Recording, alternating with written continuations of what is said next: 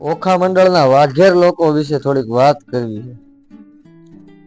ઓખા મંડળ ધારી, અમરેલી, કોડીનાર વગેરે સૌરાષ્ટ્રના વિસ્તારો ગાયકવાડ સરકારના હાથમાં હતા.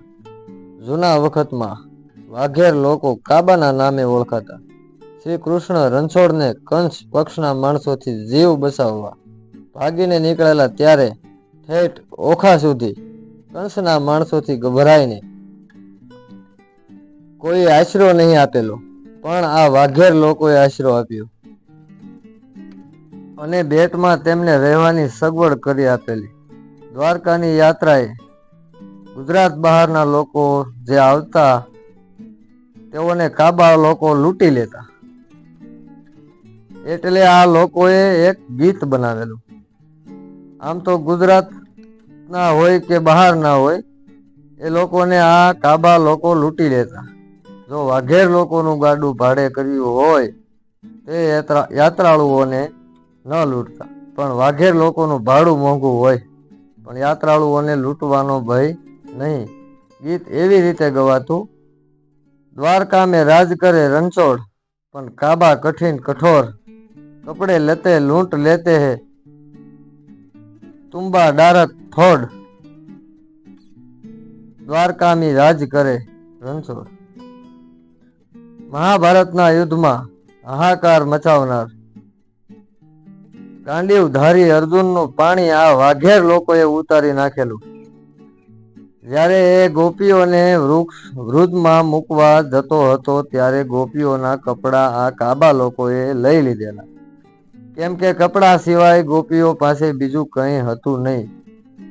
આ માટે બહુ પ્રસિદ્ધ દોહો છે કે સમય સમય બલવાન હે નહીં પુરુષ બલવાન, કાબે લૂંટી ગોપિકા યહી અર્જુન યહી બાણ. ગાયકવાડ સરકાર સાથે કંઈક વાંધો પડ્યો ત્યારે આ વાઘેર લોકોએ બહાર વટે નીકળેલા, એમાં મૂળુ માણેક અને જોધા માણેક કાકો ભત્રીજો મુખ્ય હતા. આ વિશેની વાતો ઝવેરચંદ મેઘાણીએ પોતાની બુક સૌરાષ્ટ્રના બહારવટિયામાં લખી છે, જે આપે વાંચી હશે. એની મૂવી પણ જોઈ હશે. વાઘેર લોકો તોફાને ચડેલા ત્યારે ગાયકવાડ સરકારે બ્રિટિશ સૈન્યની મદદ માંગેલી.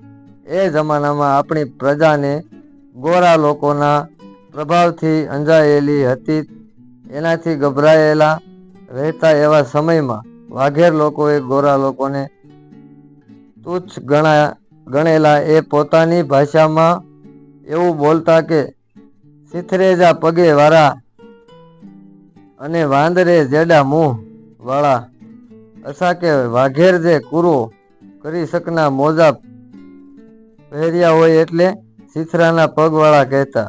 પ્રજા તરીકે બ્રિટિશર સામે લડ્યા હોય તો એ વાઘેર લોકો પ્રથમ છે. જ્યારે સરકારની ભીંસ વધી ત્યારે વાઘેર બહારવટિયાઓ ઓખો છોડ્યો અને પછી તો જે ગામ હડફેટે સડે, પછી એ જુનાગઢ રાજ્યનું હોય કે જામનગરની હોય કે પોરબંદરનું હોય, એ ગામ લૂંટતા અને ત્યાંના વેપારીઓ લુવાણા, વાણિયા, ખોજા, મેમણ ગમે તેને લૂંટી લેતા અને એના ચોપડા બાળી નાખતા. કોઈ સંજોગોમાં સ્ત્રીઓને લૂંટતા નહીં. એનું બહારવટું નીતિનું હતું. એક ગામમાં વાઘેર લોકોએ લૂંટ આદરી ત્યારે એક સ્ત્રીએ પોતાના પતિના ઘરેણા પહેરી લીધા. વાઘેર લોકો સમજી ગયા કે આ સ્ત્રીએ પુરુષના ઘરેણા પહેરી લીધા છે, છતાં એને લૂંટી નહીં અને હસતા હસતા એવું બોલ્યા કે આ ઘરેણા હવે તારા. વાઘેર લોકોને ત્રાસ વધ્યો ત્યારે સરકારે વાઘેર લોકો સાથે સંધિ કરવાનું નક્કી કર્યું. વિશિષ્ટ માટે દ્વારકાના એક વેપારીને મોકલ્યો. આ વેપારી ઉપર વાઘેર લોકોને વિશ્વાસ હતો.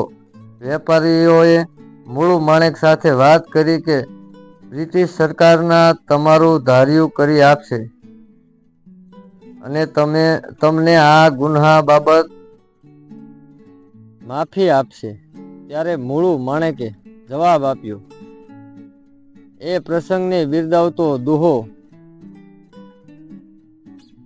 પ્રશંસકોએ બનાવ્યો છે કે મૂળું મૂસે હાથ, બીજો તરવારે તવા, હથજો ત્રીજો હાથ તો નર અંગ્રેજને નમત. આમ વટમાં ને વટમાં ધીંગાણું ચાલ્યું રાખ્યું અને છેલ્લે જામનગર તાબાના માસરડા ગામની ધાર ઉપર ચડી ગયા. તેની પાછળ અંગ્રેજ ટુકડી હબર્ટ અને લટુર ઓફિસરની આગેવાની નીચે વાઘેર સામે મેદાને ઉતરી. આ ધીંગાણામાં હબર્ટ અને લટુર વાઘેરને હાથે માર્યા ગયા અને વાઘેરના બળવાનો અંત આવ્યો. ભારતને આઝાદી મળ્યા પછીની હું એક વાત કરું છું. વાત એમ છે કે એક વાઘેર દારૂ વેચતો હતો. તેને ઘરે રેડ પાડવા પોલીસ ગઈ. આ પોલીસ ટુકડીમાં એક દારૂ વેચનારો સાળો પણ હતો. સબ ઇન્સ્પેક્ટરે પોલીસને એના ઘર પાછળ ઘેરો મગહળવાનો હુકુમ કર્યો. દારૂ વેચનારો સાળો હતો. એ દારૂ વેચનારની ખડકી પાસે ઊભો રહી ગયો.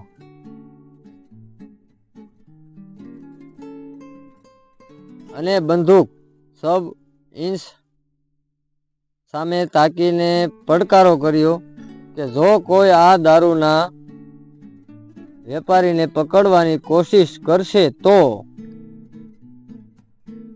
હું એને ભડાકે દઈશ. આ બંદૂક તમારી કાકી નહીં થાય. પડકારો સાંભળી સાહેબનું પેન્ટ પલળી ગયું.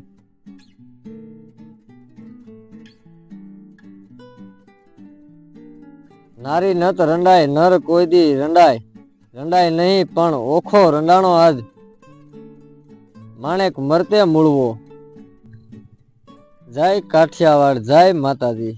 હા તો આપણે હજી આવી ઘણી બધી વાતો કરવાની બાકી છે. એના માટે લાઈક, શેર અને સબસ્ક્રાઇબ કરવાનું ભૂલતા નહીં દોસ્તો.